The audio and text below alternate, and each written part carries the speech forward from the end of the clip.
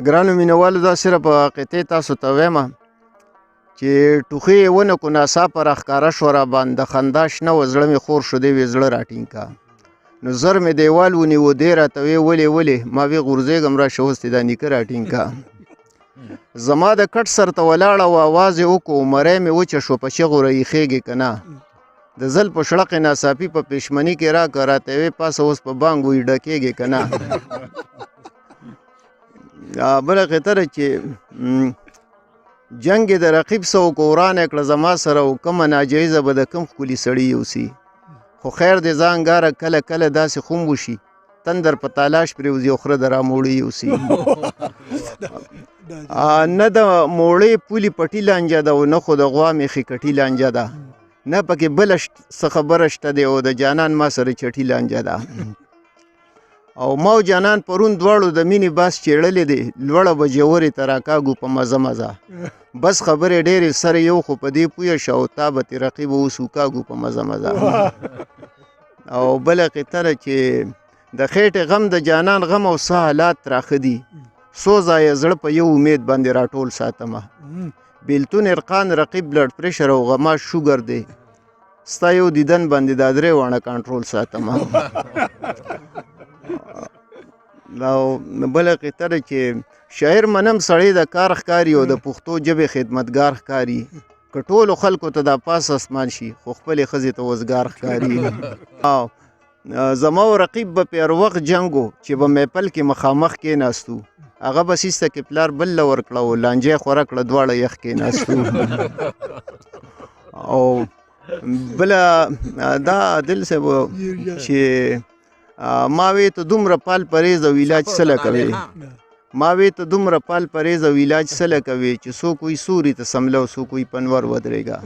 هغه وی ګیس مې ښکته نه ځي بره سر ته خیږي ما وی غرق شوي خو ته ورته په سر ودرېږه او بله چې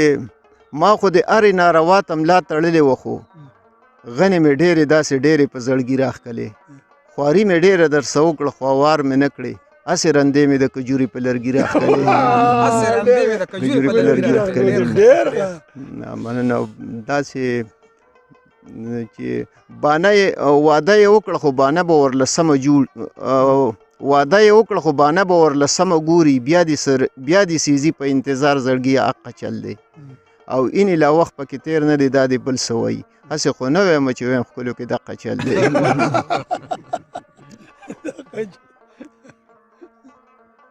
او کله مسکی شي راته وګوري خوشحاله مې کي او کله نیت بد کي په زړګي څه خفګان وریږي د یار طبیعت مړه سم دی بټ آباد موسم دی خو سات کې صفا وي او په سات کې ته باران وریږي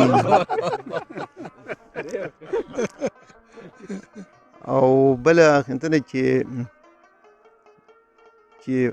ما یې نقصان دی مې پیدې ته غاړه کېنښوده او ما چې هغې ته نو دې ته غاړه کېنښوده بوډونه هر ځای لګېدلي بچې دوهیه چې یو پښتون خو هم دې منصوبې ته غاړه کېنښوده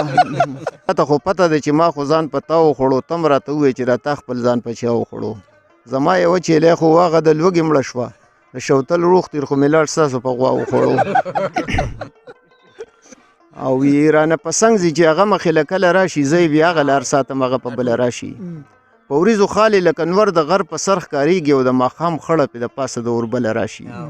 د خپل ښایست په پر کې ډېر جدا جدا لوځي د بون راښکو سره مړز جال په خپله راشي ومه خو له یار کچالو دی او ترت د دانګي چې کله پوخ شي د نوڼۍ د لاندې هله راشي